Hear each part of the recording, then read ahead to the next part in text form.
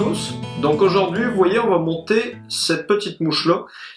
Donc vraiment, en fait, une imitation un petit peu de Sculpin. Donc vraiment, imitation de chabot, goby, tout ça, ce genre de petites espèces de fonds qui vont vivre en fait soit en rivière ou même sur le fleuve Saint-Laurent. Et c'est une proie, je dirais, qui est quand même très appréciée de tout ce qui est vraiment doré, achigan, même les grosses truites, c'est vraiment des grosses proies qu'elles vont beaucoup aimer. Puis généralement, par exemple, les espèces de chabot ou de sculpin, on est toujours, ou de goby, je veux dire, excusez, on est toujours pas mal dans des teintes très naturelles. Donc souvent du olive, des gris, des bruns, voire même proche du brun foncé, du noir, c'est des couleurs qu'on va retrouver beaucoup. Après, rien ne n'empêche de vous les faire, je vous dirais, dans des couleurs beaucoup plus attractives, beaucoup plus fluo, avec du chartreuse, tout ça, du orange, ça va marcher très très très bien pour le doré. Mais je vous dirais, si on pêche dans des eaux claires, que ce soit le fleuve ou même des rivières pour la truite, des couleurs très naturelles comme ça pourrait être très bon. Et en fait, la petite particularité, donc celle-là, vous voyez, je l'ai montée sur un style intruder, donc vraiment avec un petit câble en fait qui retient l'hameçon en arrière. Puis en ayant un hameçon qui est très très très à l'arrière, par exemple pour le doré ou même pour la truite, ça va permettre d'avoir vraiment des touches, une très bonne prise, on va dire, de l'hameçon sur des touches qui sont vraiment à l'arrière de la bouche. Donc on va éviter de manquer beaucoup de poissons comme ça. Et petite particularité un petit peu, je vous dirais, c'est qu'on va le monter sur un nouveau shank que Flymen viennent de sortir. Enfin, viennent de sortir, ça fait déjà quand même quelques mois que ça existe. Et on vient de les recevoir. C'est en fait le jig shank de Flymen, qui a la petite particularité un petit peu, si vous voulez, d'avoir une partie vraiment un petit V ici où vous allez pouvoir en fait venir placer un dumbbell. Donc vous allez voir, l'avantage c'est qu'il y a deux longueurs. Donc il y en a un, si vous voulez, de 37 mm. Donc lui par exemple, comme c'est celui que j'ai utilisé pour faire ma mouche. Donc l'avantage c'est qu'on a quand même pas mal d'espace en arrière de l'endroit. En fait, on va venir mettre le dumbbell. Donc toute cette place-là, on va pouvoir l'utiliser pour monter des matériaux. L'autre est quand même beaucoup plus court. Donc vous voyez, celui-là, en fait, c'est vraiment peut-être plus pour faire un système articulé. Donc là, on pourrait mettre un autre shank ou mettre un autre petit hameçon directement en arrière de ce petit shank-là. Donc le gros intérêt, en fait, c'est en mettant un dumbbell ici, puis avec l'œillet qui va être vraiment vers le haut, c'est que vous allez avoir une action qui va beaucoup, beaucoup moins, si vous voulez, chercher à se retourner avec le dumbbell. Donc même si en mettant un dumbbell un petit peu plus léger, on va vraiment garder en fait cette partie, en fait l'œillet vraiment vers le haut, donc moins s'accrocher dans le fond, puis d'être capable d'avoir une action un petit peu plus comme un jig techniquement, là, donc pouvoir gratter un petit peu plus ce fond même avec la canne haute. Des fois quand on pêche proche, ça peut être très intéressant. Donc vous voyez, on va utiliser la longueur, c'est ça, 37 mm aujourd'hui. Donc comme je vous disais, c'est celle qui est la plus longue. Puis on va venir en fait installer donc un petit câble d'acier qui est fait pour les intruders. Puis on va venir en fait se connecter un hameçon là-dessus. Donc là j'utilise un hameçon qui est quand même assez gros parce que celle-là je vous dirais je la monte pour soit du gros achigan, du gros doré ou grosse truite brune par exemple dans certaines rivières. Mais je vais quand même utiliser un hameçon assez gros. Donc là par exemple je vais prendre le HR 482 de Charex. Donc là par exemple je le prends dans la taille 2 qui est la plus grosse taille. On pourrait prendre en fait n'importe quel hameçon à intruder. Ce qui est important, c'est vraiment d'avoir, vous voyez en fait l'hameçon va être comme ça avec la pointe vers le haut, puis l'œillet est donc vers le bas. Donc ça va être ça qui va être important. Donc là en fait, vous voyez, je vais venir simplement passer mon acier dans l'œillet. Puis en fait, on va passer l'hameçon simplement comme ça. Donc en fait, notre montage, on va vraiment venir fixer l'acier comme ça sur notre système. Donc là, vous voyez, je vais venir faire un petit peu, donc quelques tours de fil pour être capable de donner un petit ancrage, puis pas que ça glisse avant. Donc là, en termes de fil, j'utilise un UTC 140 dans la couleur Sculpin olive, blanc d'olive justement. Donc, vous voyez, on va venir faire une petite couche de fil en dessous.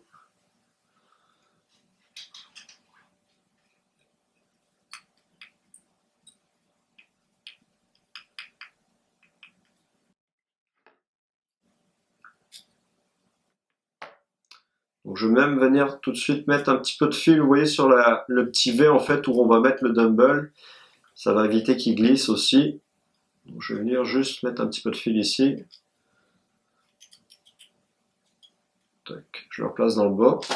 Donc là, par exemple, je vais utiliser un un petit dumbbell en plomb, je dirais taille médium. Je veux quand même avoir le poids d'assez lourd pour que ça cale bien, puis être capable d'aller chercher une bonne profondeur. Donc vous voyez, je vais simplement en fait le placer, d'enlever comme ça dans le milieu, puis on va venir en fait avec notre fil l'attacher en faisant des petits 8.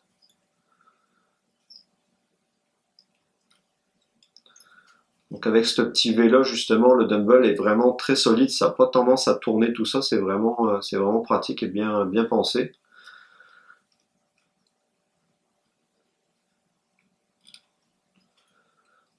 Oui, on n'hésite pas à faire quand même pas mal de tours de fil, on veut que ça soit solide.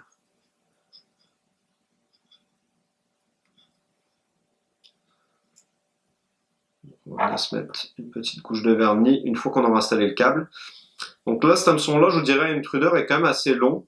Il y a des modèles, vous verrez, qui sont des fois pas mal plus courts en termes de longueur de hanche. Ça, c'est vraiment à votre choix.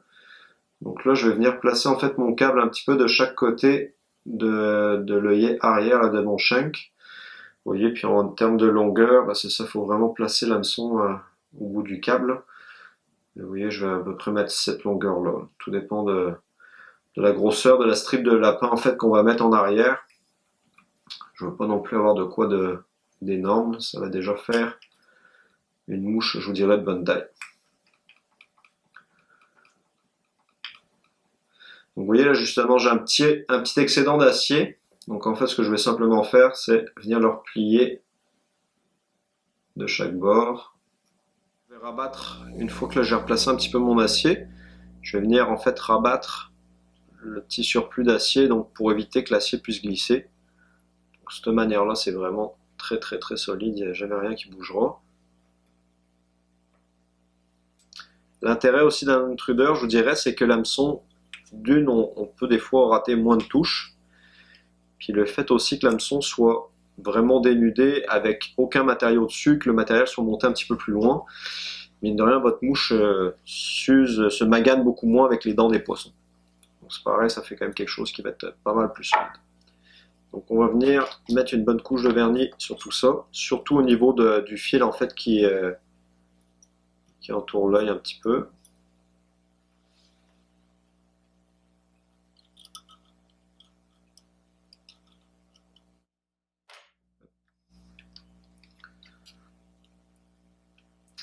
Donc la première étape, après, je vais venir me fixer un dubbing qui est quand même assez long. Donc là, par exemple, j'utilise le Arizona de MFC, un petit mélange de couleurs que j'aime beaucoup. Donc en fait, oui, je vais simplement prendre une petite pincée.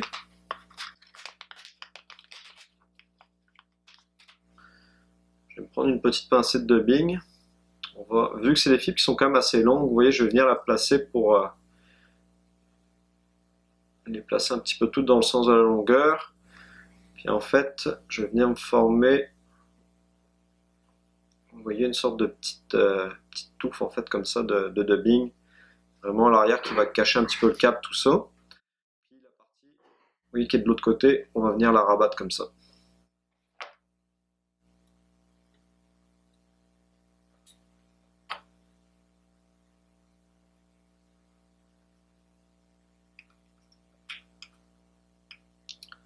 Là-dessus, en fait, on va venir poser notre strip de lapin qui va venir former un petit peu le dos si vous voulez, puis rajouter de la longueur vraiment à ce niveau-là.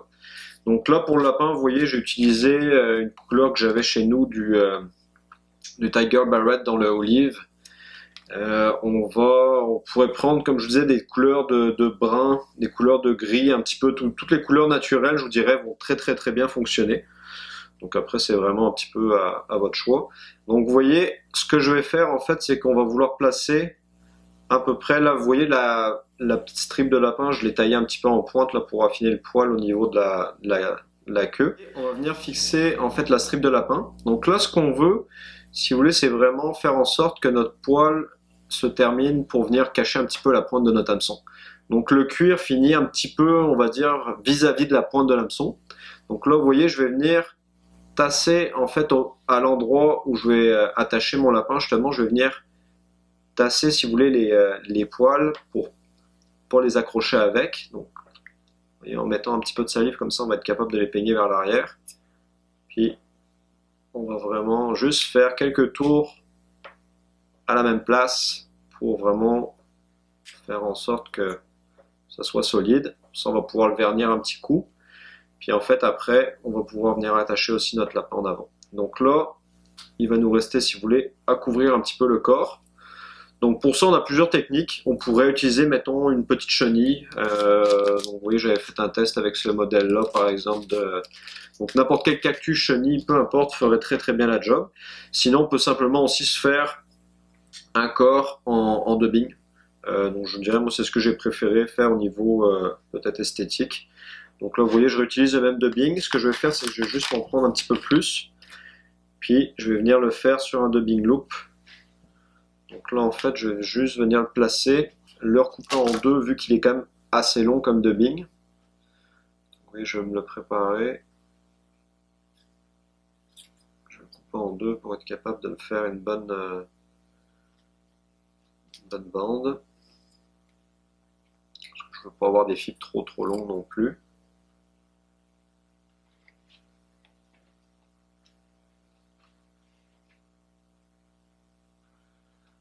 On va venir se former une petite loupe. On va se faire un dubbing loop. On va mettre notre fil vers l'avant.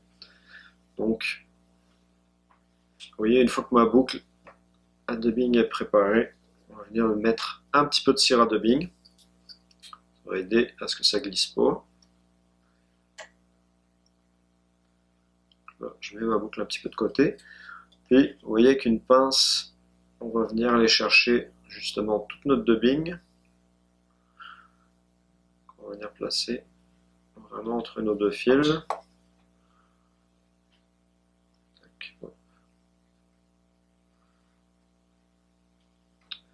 Bien important, ça va être le twister à dubbing. Donc, vous voyez, on vient twister tout ça.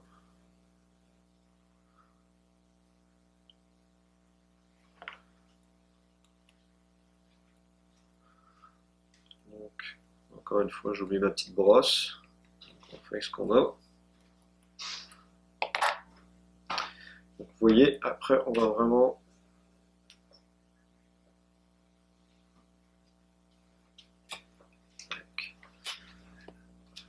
couvrir un petit peu notre corps.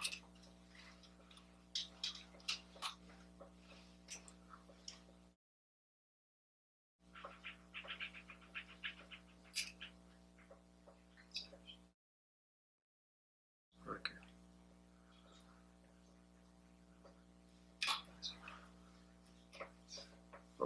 Il manque un tout petit peu, vous voyez, de longueur, donc on va juste attacher ça.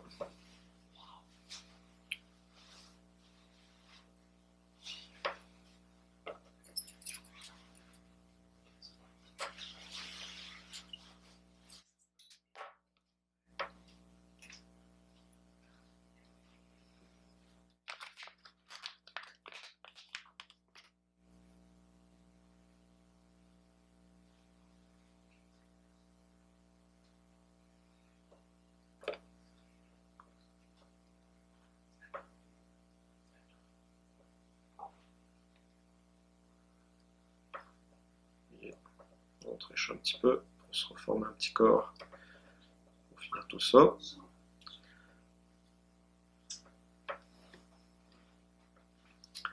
Donc là, on va tailler un petit peu, comme je vous dirais, le dubbing. On ne va pas avoir non plus vraiment une trop grosse longueur. Donc, par exemple, je vais tailler un petit peu la petite collerette que j'ai faite qui est très longue.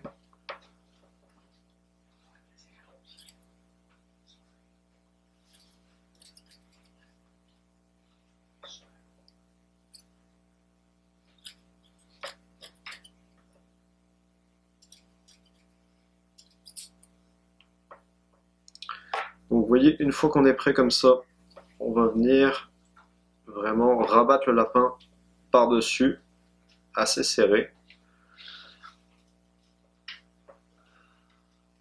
Venir l'attacher, vous voyez, comme ça. Tac. Donc là, et notre mouche est bientôt terminée. Donc là, si vous voulez, moi j'aime beaucoup rajouter des petites pattes en caoutchouc. C'est pas obligatoire, honnêtement. Je trouve que ça vient rajouter toujours un petit peu de couleur, puis surtout du mouvement. Donc là, vous voyez, ma strip est pas mal taillée. Donc là, par exemple, moi j'utilise des pattes bien standards, là, des Grizzly Flutterleg en orange qui vont faire un petit contraste. Donc vous voyez, je vais en mettre deux de chaque côté, que on vient mettre à peu près peut-être, je dirais quoi, 1,5 pouce de longueur. D'abord.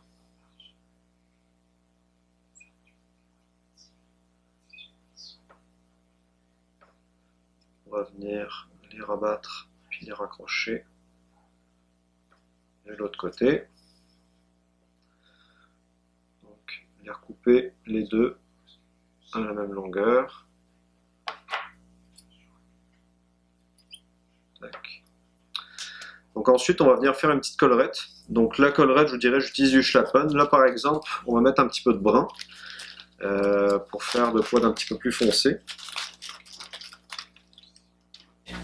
Donc dernière petite étape de la mouche, on va venir se faire une, en fait avant-dernière techniquement, on va venir se faire une petite collerette en Schlappen. Donc, vous voyez là comme je disais, je vais utiliser un petit brun pas trop foncé, qui va quand même bien fitter avec la couleur un petit peu plus olive de la mouche.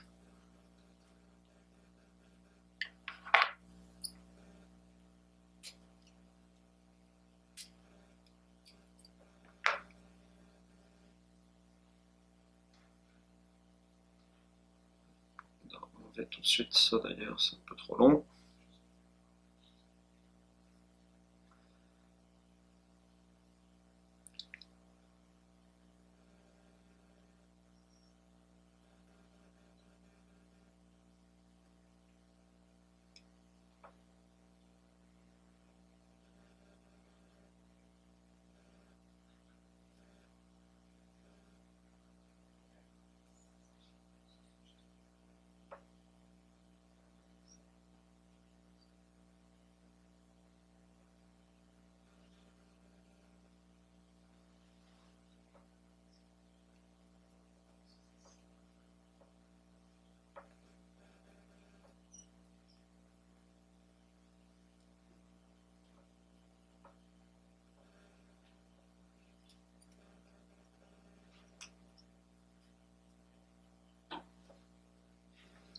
Donc vous voyez en fait ensuite ce qu'on va venir faire pour en fait enrober un petit peu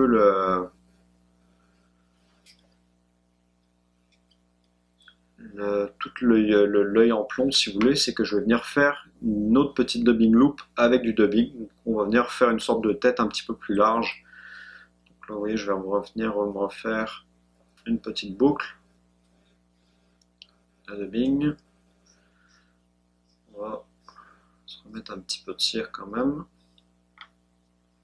On pourrait la faire aussi en corps de chevreuil. Je vous dirais, il y a beaucoup de mouches, par exemple toutes les grosses trimmers à truites comme le Sex Dungeon et des affaires comme ça qui sont faites avec des grosses têtes en corps de chevreuil qu'on vient tailler. Ça pourrait être une très bonne idée aussi de le faire comme ça pour ce type de mouche là. Tac, vous voyez, on va venir se faire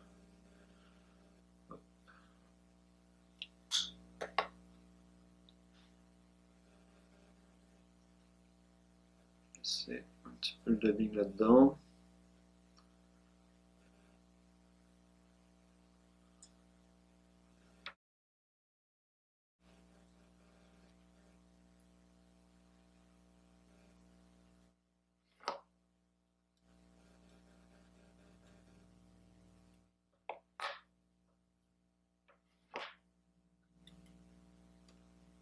Le but c'est vraiment de grossir un petit peu la tête.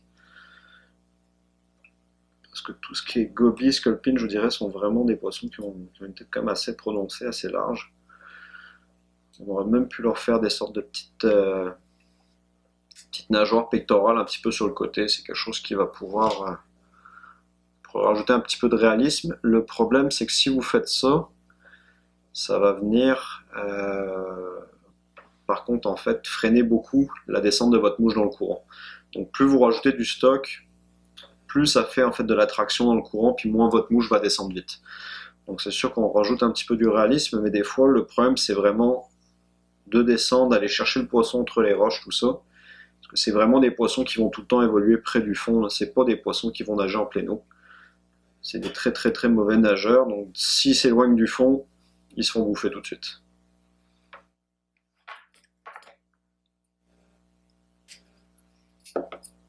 Vous voyez, on va simplement mettre un petit coup de finisseur de nœud, une petite couche de vernis, puis la mouche sera pas mal prête.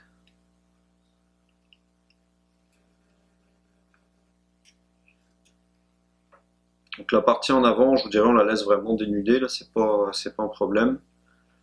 L'intérêt de l'angle comme ça, comme je vous disais, c'est vraiment d'aller chercher un effet un petit peu plus,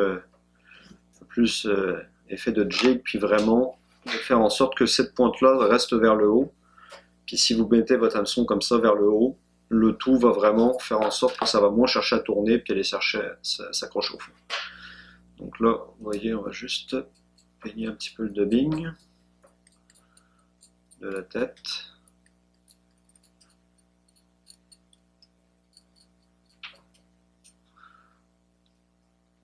S'il y a des brins un peu trop longs, on peut les tailler un petit peu.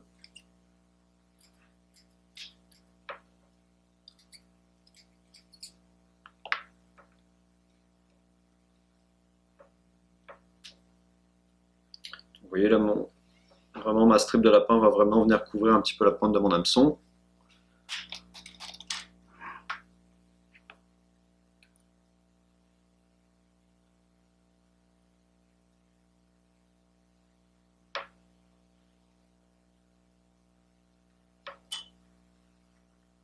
Et voilà. Une petite mouche pour aller gratter le fond un petit peu. Comme j'ai l'effet, faut pas hésiter, je vous dirais que ce genre de mouche a vraiment des fois avoir des badlings quand même assez longs, même si vous avez des soies flottantes, c'est plus dur à lancer qu'un badling qui est plus long. Mais l'avantage c'est qu'avec une soie flottante, vous laissez caler puis vous êtes capable de vraiment les faire évoluer des fois dans 5-6 pieds d'eau. Il suffit de lancer en amont, puis vous la faites ricocher sur le fond en la ramenant, puis souvent ça c'est très très très efficace pour le doré, la chigan. Les grosses truites vont pas le laisser passer non plus. Donc bon montage.